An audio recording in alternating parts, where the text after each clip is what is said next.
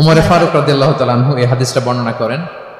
তিনি বলেন যে আমরা একবার বিষ্ণু সাল্লাল্লাহু আলাইহি ওয়াসাল্লামের পাশে বসা, হঠাৎ সামি'না দাবিয়া সাউতিন নাহাল, মৌমাছির ভনভন ভনভন শব্দ শুনতে পেলাম, কিন্তু তাকিয়ে দেখি কোনো মৌমাছি নাই। তখন বুঝলাম যে রাসূল সাল্লাল্লাহু আলাইহি ওয়াসাল্লাম ওহী রিসিভ করছেন। কি রিসিভ করছেন? ওহী রিসিভ করছেন।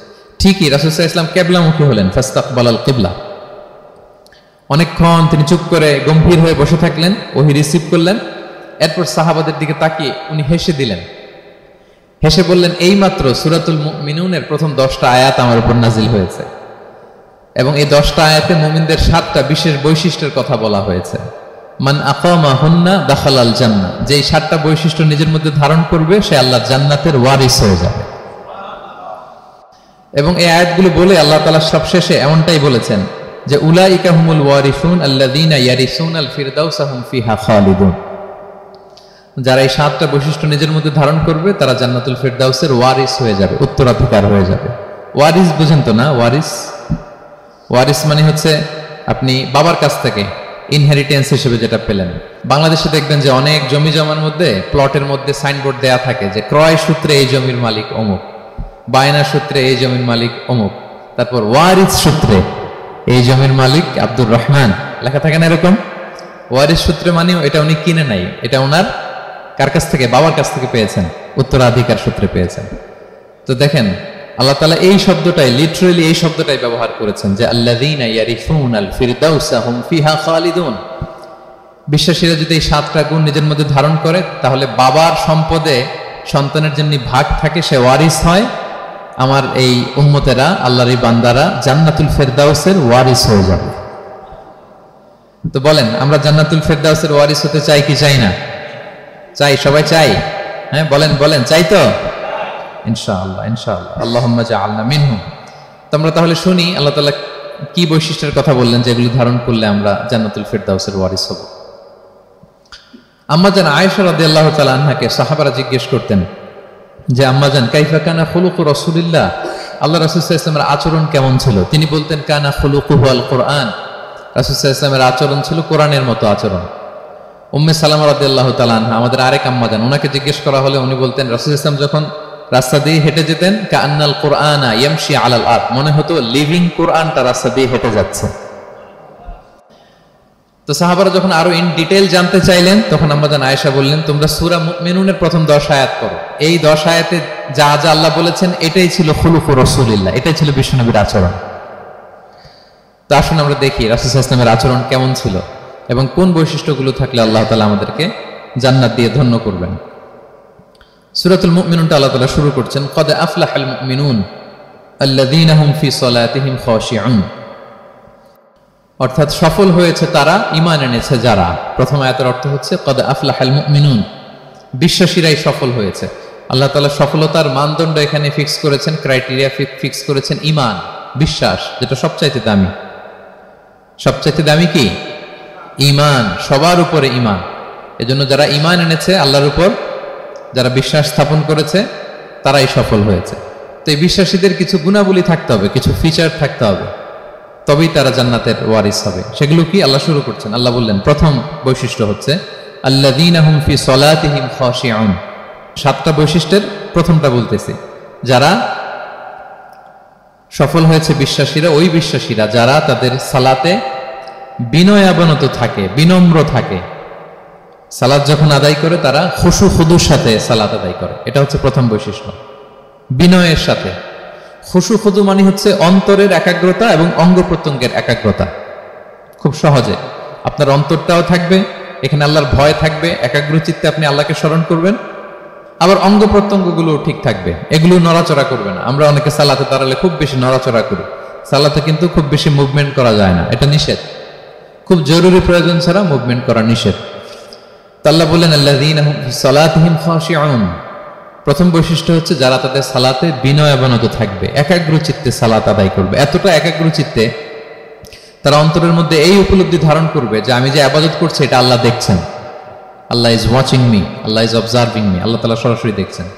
এবং রাসূল সাল্লাল্লাহু আলাইহি ওয়াসাল্লাম এটাই বলেছেন যে আনতা আবুদাল্লাহা কাআন্নাকা তারাহু ফাইন লাম তাকুন তারাহু ফাইন্নাহু ইয়ারাক, এমন ভাবে ইবাদত করো মনে করো যে তুমি আল্লাহকে দেখছো। আর এটা যদি ভাবতে, এই উপলব্ধি আনতে যদি কষ্ট হয়, তাহলে অন্তত এতটুকু তো ভাবো যে আল্লাহ তোমায় দেখছেন, আল্লাহ আমাকে দেখছেন। এই ভাবনাটা অন্তরে আনা যায় না? চাইলেই আনা যায়। আমরা যেন এই উপলব্ধিটা নিজেদের মধ্যে, রিয়েলাইজেশনটা বিল্ড আপ করার চেষ্টা করি যে আমি যে মুসল্লায় দাঁড়ালাম, এই যে আমি কিয়ামুল লাইল করতেছি, এই যে তারাবিতে আমি বিশ্বকাপ পড়তেছি লম্বা সময় ধরে, আল্লাহ কিন্তু দেখছেন। আমার সিজদা, আমার রুকু, এগুলো আল্লাহ তাআলা সরাসরি কি করছেন? দেখছেন। এই ফিল নিয়ে যদি আপনি সালাতে দাঁড়ান, এটা হচ্ছে খুশু খুদু। সাহাবারা এতটা বিনয়াবনত ভাবে একাগ্র চিত্তে নিমগ্ন হয়ে সালাতে প্রবেশ করতেন, মরুভূমির মাঝখানে ওনারা সালাত পড়ার সময় মাঝে মাঝে মরুভূমির পাখি এসে ওনাদের কাঁধে বসে যেত, মাথায় বসে যেত। পাখিগুলো মনে করতো এগুলো হয়তো খেজুর গাছ টাছ কিছু একটা হবে। কি হবে?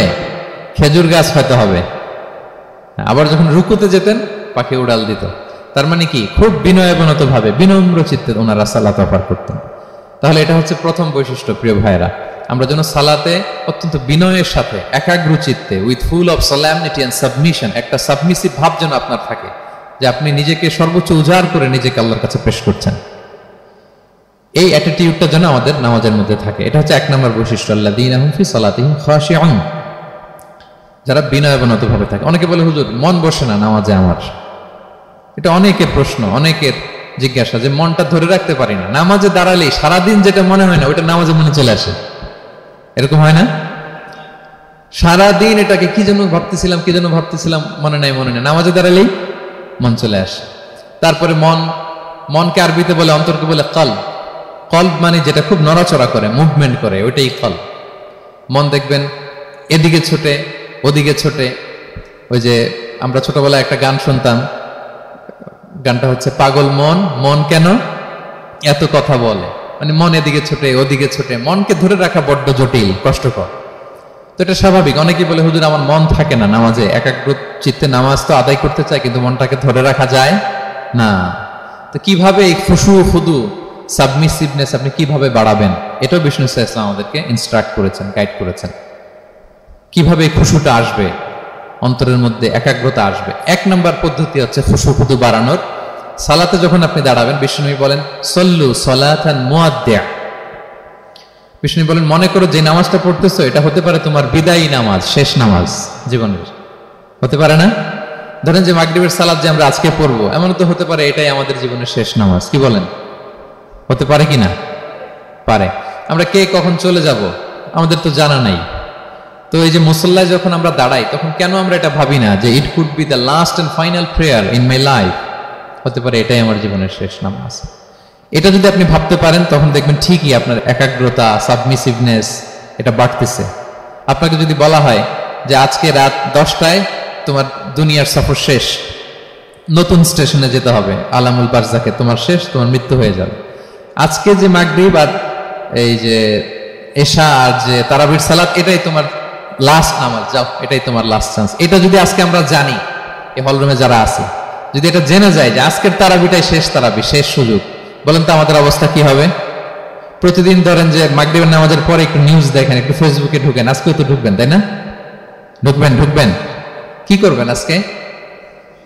আল্লাহ, সব বাদ দিয়ে ওযু করে আতর মেখে জায়নামাজটা ভিজিয়ে দীর্ঘ কিয়ামুল লাইল করবেন। সিজদায় পড়ে চোখের পানি দিয়ে জায়নামাজ ভিজিয়ে দেবো আমরা, ঠিক কিনা? কারণ আমি নিশ্চিত হতে পেরেছি এটাই আমার শেষ নামাজ। তো এটা তো প্রত্যেক সালাতের ক্ষেত্রেই আমাদের প্রযোজ্য। আসলে আমরা যে নামাজ পড়ি, যে কোনো নামাজই তো আমার শেষ চান্স হতে পারে। কি বলেন? হতে পারে কি পারে না? বলেন তো। পারে। এই টেকনিকটাই রাসূল সাল্লাল্লাহু আলাইহি ওয়াসাল্লাম শিখিয়েছেন, বলেছেন সল্লু সালাতান মুআদ্দিয়া। মনে করো এটাই হতে পারে তোমার জীবনের শেষ নামাজ। আমাদের ইউনিভার্সিটিতে ইমাম বেসার, যিনি চিফ ইমাম, উনি নামাজের আগে একটা চমৎকার অ্যানাউন্সমেন্ট দেয়। উনি বলে যে লেটস পারফর্ম দিস সালাহ as if this is our last and final prayer. চলুন এমন ভাবে নামাজটা পড়ি, ভাবি যে হতে পারে এটাই আমার জীবনের শেষ নামাজ। তাহলে সম্মানিত, শুধু এই ভাবনাটা নিয়ে যদি আমরা মুসল্লায় দাঁড়াই, দেখবেন যে ওই দিন আপনার মনে দৃশ্যরিক যাবে না, একটা ভয় কাজ করবে যে হায় রে, হতে পারে এটাই আমার লাস্ট চান্স, আর আমার রবকে সিজদা দেওয়ার সুযোগ হয়তো আমি আর পাবো না। তাহলে এখন থেকে আমরা সালাতে যখন দাঁড়াবো, এটা ভাববো যে this could be my last chance in my life. হতে পারে এটাই শেষ চান্স, আমি একাগ্র চিত্তে আমার সালাতটাকে আল্লাহর কাছে উপস্থাপন করি। কি বলেন, পারা যাবে তো ইনশাআল্লাহ? খুশু খুদু বাড়ানোর 1 নম্বর টিপস।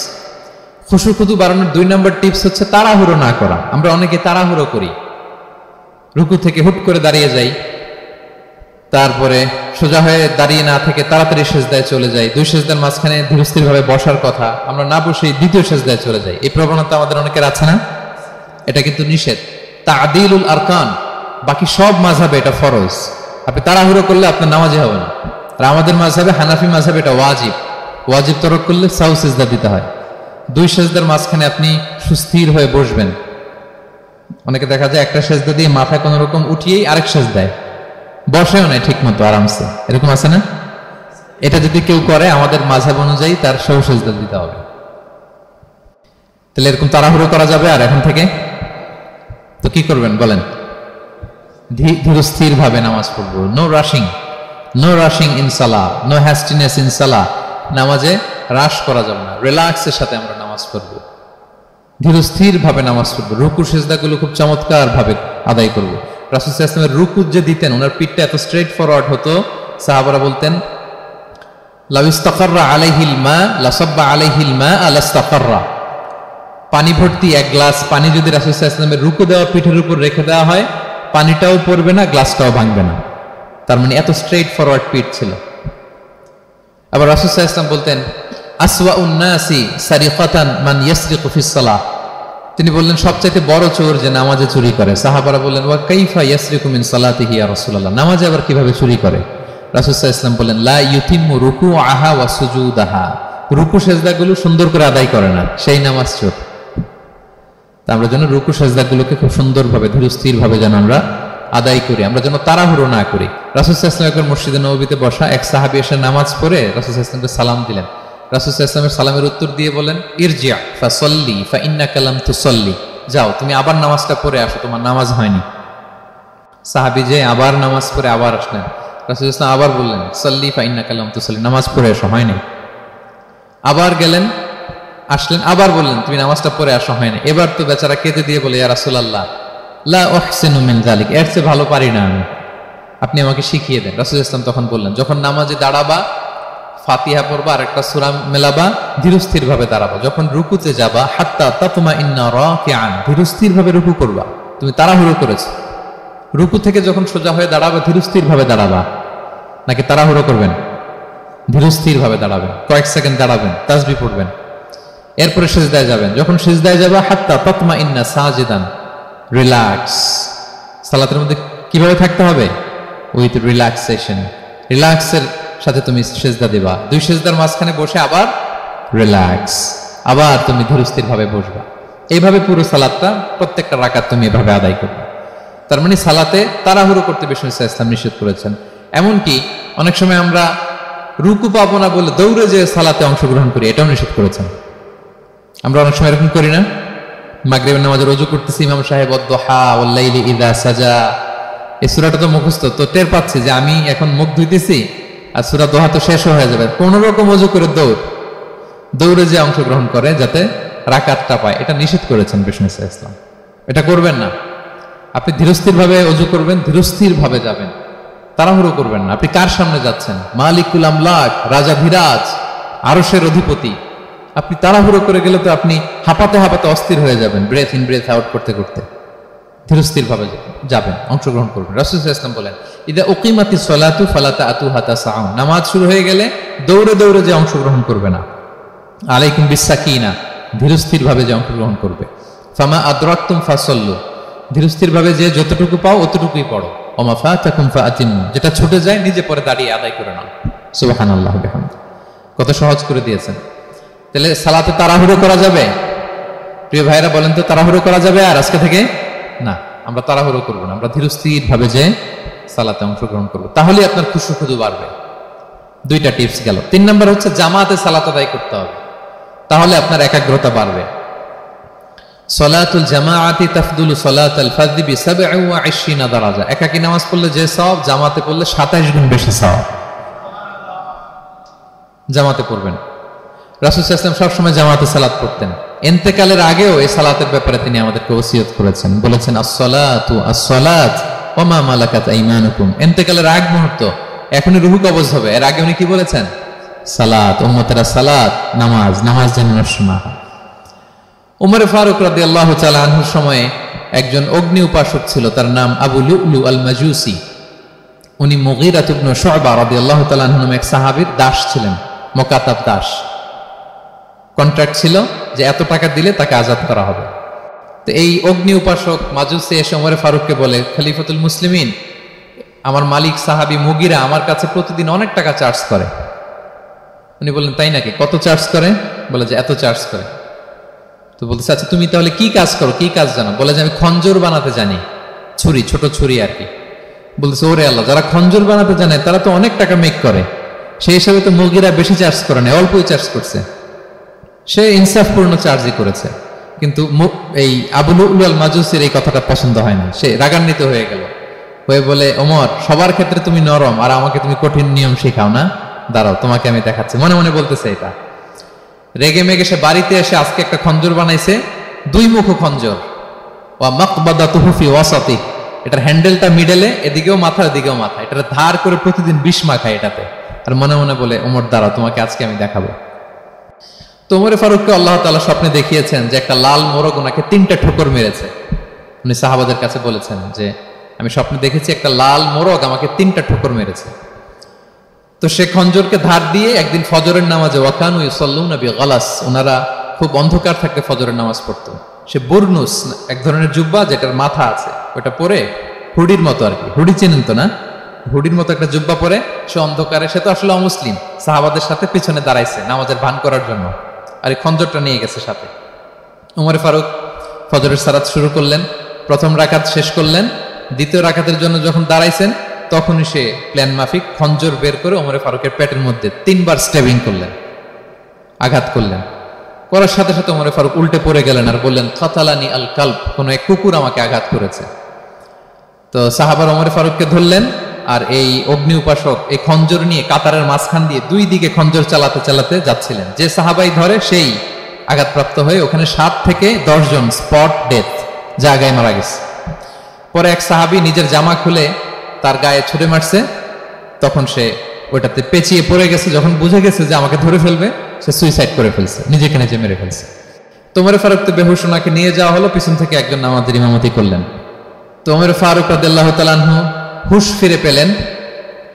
হুশ ফিরে পাওয়ার পরে দিনের বেলা যখন হুশ আসলো ওনার, সবাই চারদিকে বসা যে হায় হায় আমাদের আমিরুল মুমিনিনের কি জানি কি হয়। হুশ ফিরার পরে ওনার মুখের প্রথম কথাটা ছিল আসাল্লান নাস, মানে আমার নেতৃত্বে যে ফজরের সালাতটা শুরু হয়েছিল এটা কি ঠিকঠাক শেষ হয়েছিল? সুবহানাল্লাহ পড়বেন না?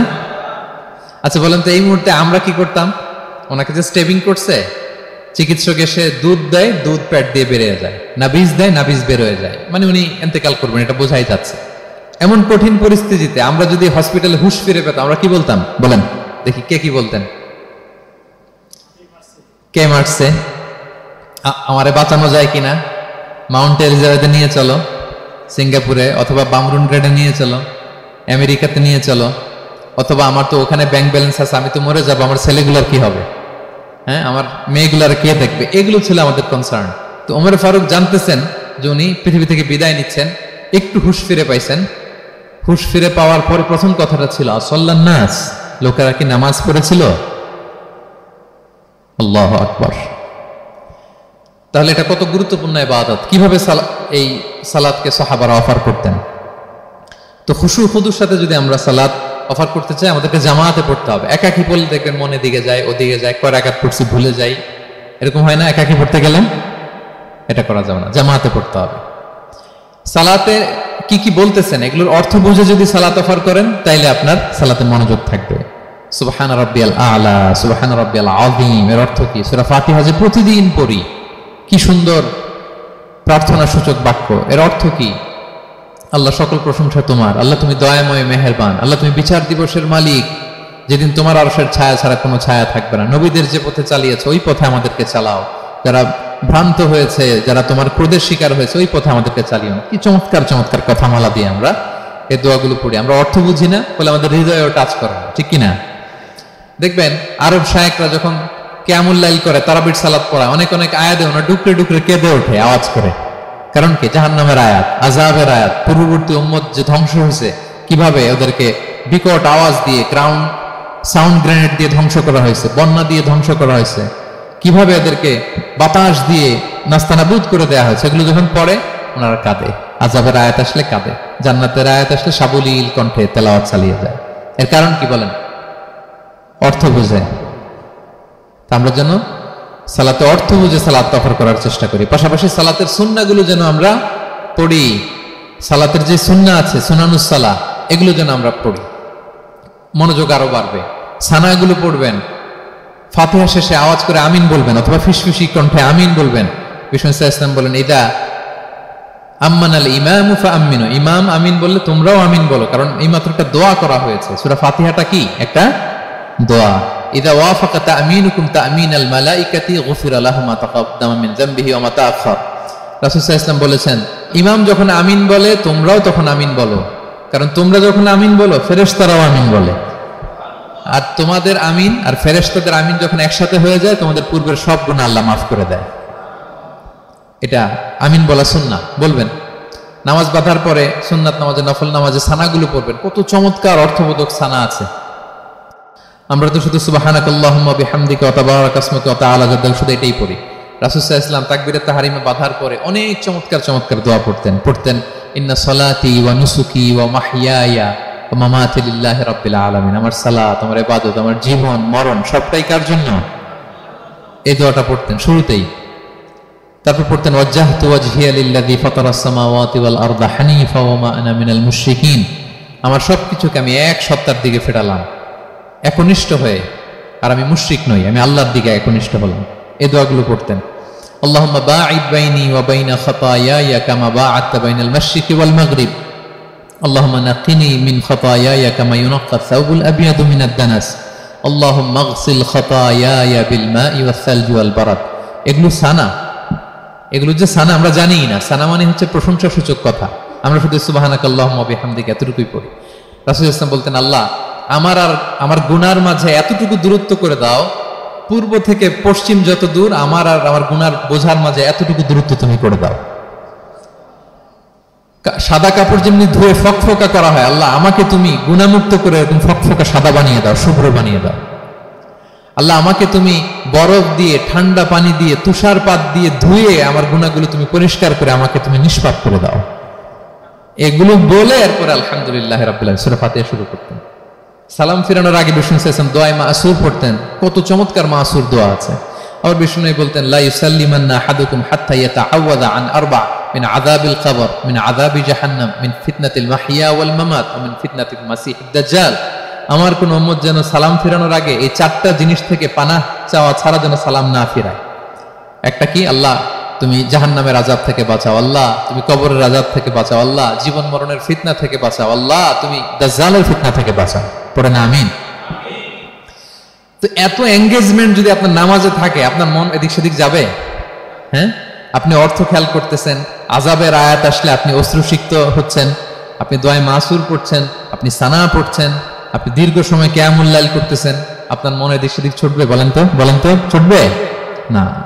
এই টিপস গুলো বিষ্ণু সাল্লাল্লাহু আলাইহি ওয়াসাল্লাম শিখিয়েছেন। এগুলো যদি আমরা পালন করি, তাহলে আল্লাযীনা হুম ফি সালাতিহিম খাশিউন, বিনম্র চিত্তে সালাত আদায়কারী হিসেবে আমরা আল্লাহর কাছে পরিগণিত হব। তাহলে প্রথম নাম্বার শর্তটা বুঝতে পারছেন কিভাবে সালাত আদায় করতে হবে? হ্যাঁ, বলেন তো একজন, কি করতে হবে? কিভাবে সালাত? খুশুর সাথে, বিনয় বিনত চিত্তে, সাবমিসিভ ভাবে, নাকি তাড়াহুড়ো করবেন? কিভাবে পড়বেন নামাজ? ধীরে সুস্থে, উইথ রিল্যাক্স। 2 নম্বর আল্লাহ বলেন ওয়াল্লাযীনা হুম আনিল লাগবি মুআরিদুন।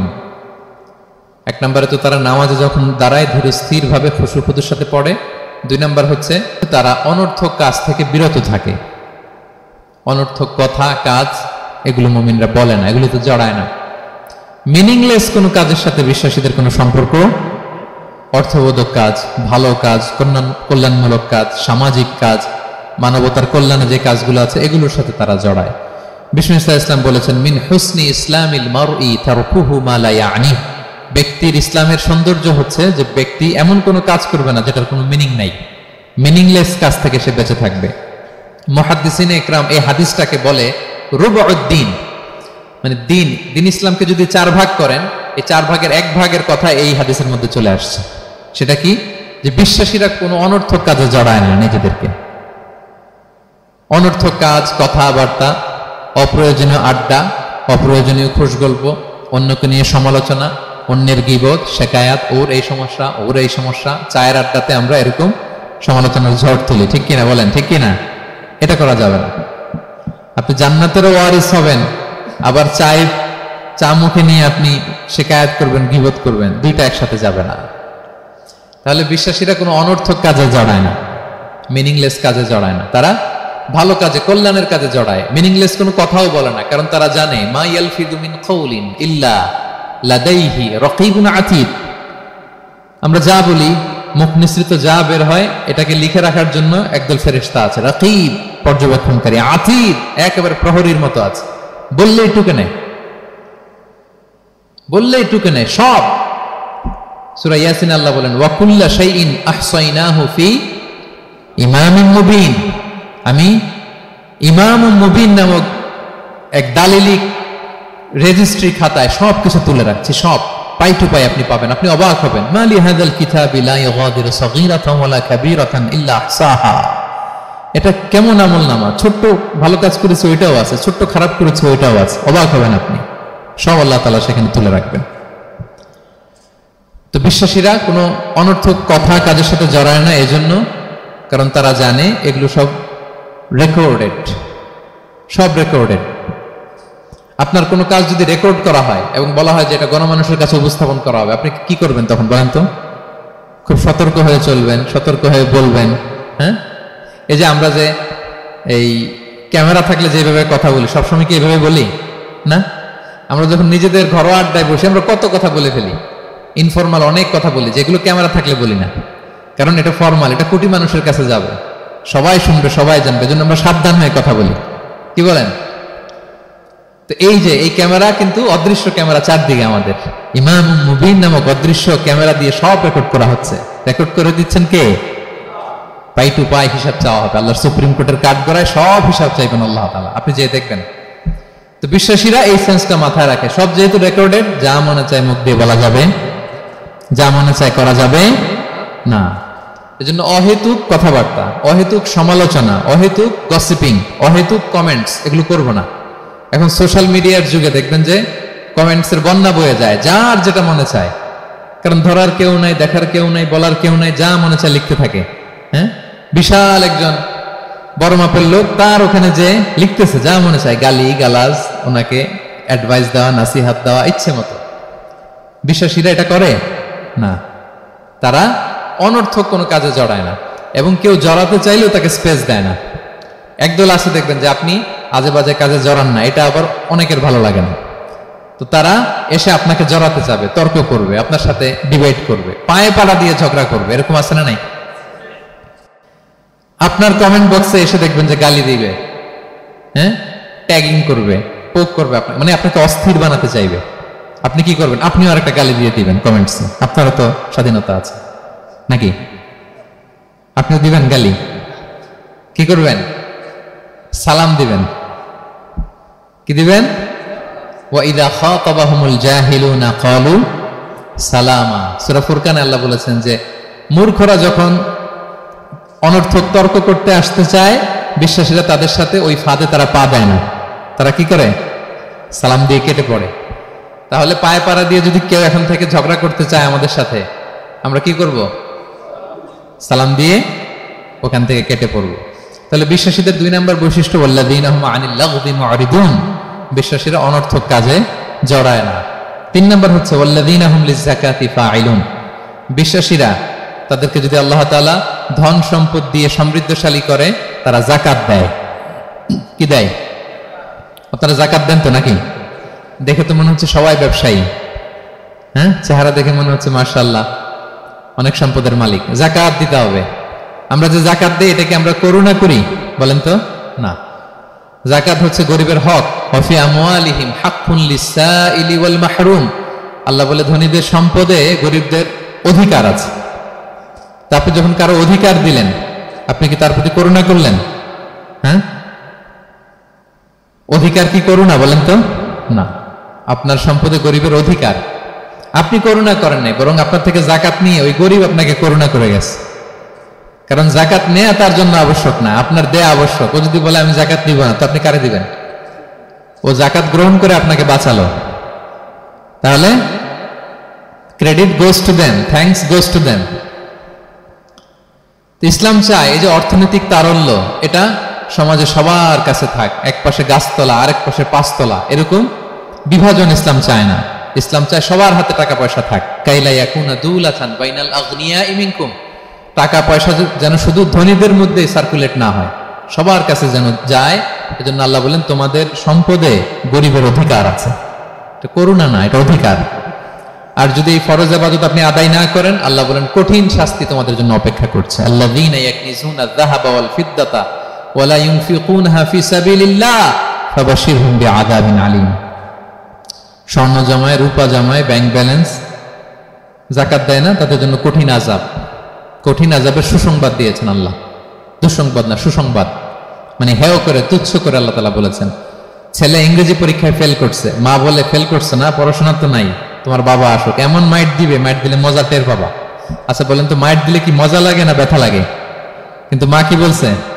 মজা টের পাবা। মানে ওরে তুচ্ছ করে, তাচ্ছিল্য করে বলছে, মায়ের তীব্রতা বোঝানোর জন্য বলছে যে এমন মাইট দিবে, টের পাবা, দাঁড়াও, তোমার বাবা আসুক আজকে ঘরে। আল্লাহ ওইটাই বললেন। এই সম্পদগুলোকে লোহার খুন্তি বানিয়ে জাহান্নামের আগুনে পোড়ানো হবে। 3 জায়গায় সাকা দেওয়া হবে। তুকুয়া বিহা জিবাহুম, কপালে, পাজরে, পিঠে। আর বলা হবে হাযা মা কানাসতুম, এগুলো তুমি জমায় রাখছিলে, দাও নাই মানুষকে। Bank balance, FDR, fixed deposit, price bond, এটা সেটা দাও নাই তুমি। আর হাদিসে এসেছে সুজা আন আকরা, টেকো সাপ হবে, মোস্ট ভেনোমাস স্নেক। সাপের মাথায় কিন্তু চুল গজায়, জানেন? সাপের মাথায় পশম আছে, কিন্তু যেই সাপের যেটা বেশি বিষাক্ত, এটার মাথায় পশমও থাকে না বিষের কারণে। এরকম সাপ ওই সম্পদগুলো সাপ হয়ে ছোবল মারবে আর বলবে আনা মালুক, আমি তোমার প্রাইস বন্ড, আমি তোমার ব্যাংক ব্যালেন্স, আমাকে খাওয়ার জন্য তো রাখছিল, আজকে উপভোগ করো। আল্লাহু আকবার। আল্লাহ আমাদেরকে হেফাজত করুক। সো যাদের সম্পদ আছে আমরা যেন যাকাত দেই, হিসেব করে করে যেন দেই। আপনাদের স্ত্রীদের যাদের অর্নামেন্টস, জুয়েলারি আছে, তারা যেন তাদের সম্পদের যাকাত দেয়। 25 গ্রাম যদি সোনা থাকে বা 595 গ্রাম যদি রূপা থাকে, অথবা এই পরিমাণ সম্পদ থাকে, ভাবিরাও যাকাত দিতে হবে। এটা ইন্ডিভিজুয়াল ইবাদত। আপনার যাকাত আপনার, ভাবির যাকাত ভাবির। আপনি চাইলে টাকা দিয়ে হেল্প করতে পারেন, কিন্তু ওনারও হিসাব করতে হবে এবং এটা কম্পালসারি, দিতেই হবে, দিতেই হবে। তাহলে ওয়াল্লাযীনা হুম লিয-যাকাতি ফাঈলুন, 4 নাম্বার হচ্ছে তারা যাকাত দেয়। 5 নাম্বার 6 নাম্বার আল্লাহ এক আয়াতে বলে ফেলেছেন, ওয়াল্লাযীনা হুম লিআমানাতিহিম ওয়া আহদিহিম রাউন, বিশ্বাসীরা আমানতের হেফাজত করে আর কথা দিলে কথা রাখে। 5 নাম্বার হচ্ছে আমানতের খেয়ানত করে না বিশ্বাসীরা, কারণ আমানতের খেয়ানত করে এটা মুনাফিকের আলামত। ইযা তুমিনা খানা, বিষ্ণু বললেন মুনাফিকদের বৈশিষ্ট্য হচ্ছে ওদের কাছে আমানত রাখলে ওটা আর পাওয়া যায় না পরে। এমন লোক আছে না সমাজে, আমানত রাখলে আর পাওয়া যায় না। তারা কি মুমিন না মুনাফিক বলেন তো? ইন্নাল্লাহা ইয়া'মুরুকুম আন তুআদ্দুল আমানাতি ইলা আহলিহা, আল্লাহ বলেছেন যার আমানত তাকে বুঝিয়ে দাও। বিষ্ণু ঈসা ইসলামকে মক্কার লোকেরা 2টা উপাধি দিয়েছিল, এক হচ্ছে আস-সাদিক, 2 হচ্ছে আল আমিন। সাদিক মানে সত্যবাদী। কারা দিয়েছিল? ঘোর শত্রুরা, অপোজিশন পার্টি, তারা উপাধি দিয়েছে। একটা হচ্ছে সাদিক মানে কি, আর একটা হচ্ছে আল আমিন, বিশ্বস্ত। এতটা বিশ্বস্ত যে বিষ্ণু ঈসা ইসলাম মক্কা থেকে মদিনায় যেদিন হিজরত করতে যাবেন, আমানতের জিনিসগুলো উনি আলী রাদিয়াল্লাহু তাআলা আনহুর কাছে রেখে গিয়েছিলেন। এত এত আমানতের সম্পদ ওনার ঘরে ছিল। এই ডিপোজিট বুঝিয়ে দিতে আলী রাদিয়াল্লাহু তাআলা আনহুর টানা 3 দিন সময় লেগেছে, মক্কাবাসীদের আমানত বুঝিয়ে দিতে। সো যার আমানতদারিতা নাই তার ঈমান নাই। বিষ্ণু বলেছেন লা ঈমানা লিমান লা আমানাতা লা, যার আমানতদারিতা নাই ওর ঈমানই নাই। এবং আমানত ধ্বংস হয় এটা কিয়ামতের আলামত। ইযা দুইয়াতিল আমানাতু ফান্তাযিরিস সাআ, যখন আমানত নষ্ট হবে তোমরা কিয়ামতের অপেক্ষা করো। এখন বলেন তো আমাদের সমাজে আমানতের কি অবস্থা? খুবই খারাপ। আল্লাহু আকবার।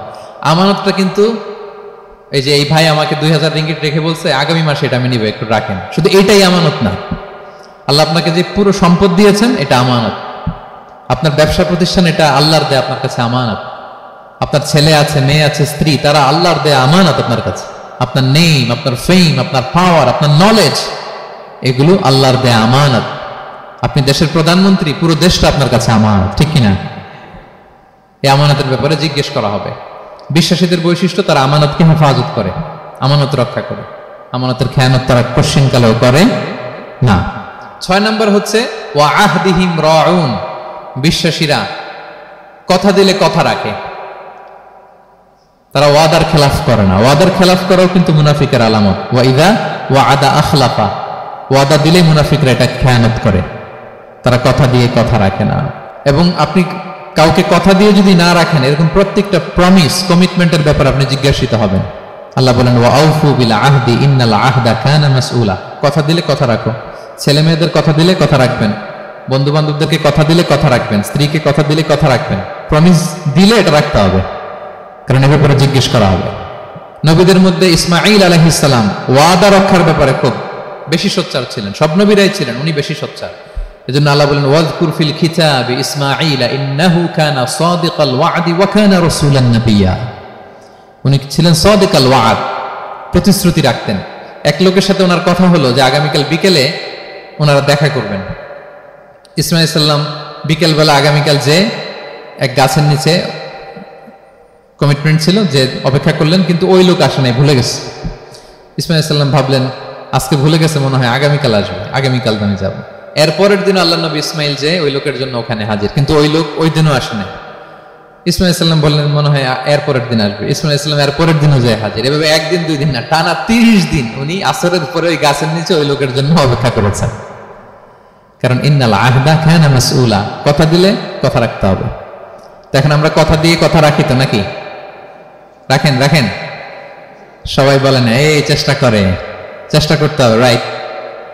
কথা দিলে আমরা যেন কথা রাখি। সব শেষে 7 নম্বর আল্লাহ বললেন ওয়াল্লাযীনা হুম আলা সালাওয়াতিহিম ইউহাফিজুন, বিশ্বাসীরা তাদের সালাত হেফাজত করে। একটু খেয়াল করে দেখেন, 7টা গুণের প্রথমটাও কি নিয়ে? সালাত নিয়ে, আবার শেষটাও। তার মানে কি বোঝা গেল? এটা বেশি গুরুত্বপূর্ণ না কম গুরুত্বপূর্ণ? সব নষ্ট হতে পারে, মুমিনের নামাজ নষ্ট হতে পারে, নামাজকে হেফাজত করতে হবে। হাফিজু আলা সালাওয়াত, আল্লাহ বললেন তোমাদের নামাজগুলোকে তোমরা হেফাজত করো। আগের যুগের উম্মতেরা সিনাগোগে না গেলে ইবাদত করতে পারতো না, চার্চে না গেলে ইবাদত করতে পারতো না, কিন্তু আমরা মসজিদেও নামাজ পড়তে পারি, বাইরেও পড়তে পারি। 5টা বিশেষ বৈশিষ্ট্য আল্লাহ তাআলা বিশ্বনবী সাল্লাল্লাহু আলাইহি ওয়াসাল্লামকে দিয়েছিলেন। এর মধ্যে একটা হচ্ছে জুইলাত লি আল আরদু কুল্লুহা মাসজিদান ওয়া তাহুরা, আল্লাহ আমার জন্য পুরো জমিনটারে মসজিদ বানায় দিয়েছে। পুরো জমিন, আপনি ফ্লাই করতেছেন, বিমানে পড়তে পারবেন, আপনি সাগরে আছেন, জাহাজে পড়তে পারবেন, আপনি বিকেলবেলা মাঠে আছেন, ওযু থাকলে আল্লাহু আকবার বলে দাঁড়ায় যাবেন বন্ধুদেরকে নিয়ে, যে কোনো জায়গায় নামাজ পড়া যায়, ঠিক কিনা? এই নামাজ নিয়ে কোনো এক্সকিউজ চলবে না। No excuse will be granted that day. দাঁড়িয়ে পড়তে পারেন না, বসে পড়তে হবে, বসে পারেন না তো শুয়ে পড়তে হবে, শুয়ে পারেন না তো ইশারায় পড়তে হবে, ওযুর জন্য পানি নাই তো তায়াম্মুম করে পড়তে হবে, ঠিক কিনা? হাফিজু আলা সালাওয়াত, সালাতের ব্যাপারে সচেষ্ট হও, কারণ এটা প্রথম হিসেব চাইবেন আল্লাহ। আল্লাহ বলেন আউয়ালু মা ইউহাসাবু বিহিল আবদু ইয়াউমাল কিয়ামাতি আস-সালাহ, কিয়ামতের সর্বপ্রথম হিসেব হবে নামাজের। আওয়াজ করে বলেন কিসের? ফা ইন সালাহাত সালাহা সাইরু আমালি, নামাজের হিসেব যদি সহজ হয় সব সহজ, আর নামাজের হিসেব যদি গন্ডগোল হয় পুরো আমল নামায় গন্ডগোল লেগে যাবে। প্রিয় ভাইরা, তাই আমরা যেন সালাতের ব্যাপারে যত্নবান হই, আমরা যেন খুশু খুদুর সাথে সালাত পড়ি, আমরা যেন অনর্থক কথাবার্তা কাজ থেকে যেন বেঁচে থাকি।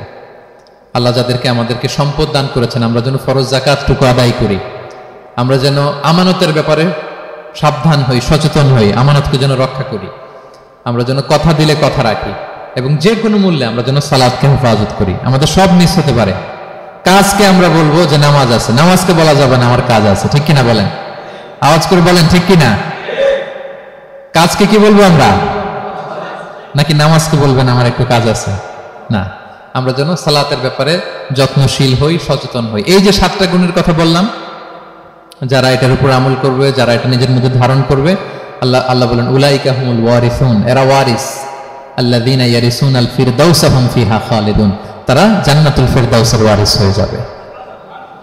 আমরা যেন এই ভালো গুণগুলো, এই বৈশিষ্ট্যগুলো, এই ফিচার্সগুলো যেন নিজেদের মধ্যে আত্মস্থ করতে পারি, এবং জান্নাতুল ফিরদাউসের ওয়ারিস যেন আমরা হতে পারি। আল্লাহ তাআলা আমাদের সবাইকে কথাগুলো বোঝার ও আমল করার তৌফিক দান করুক।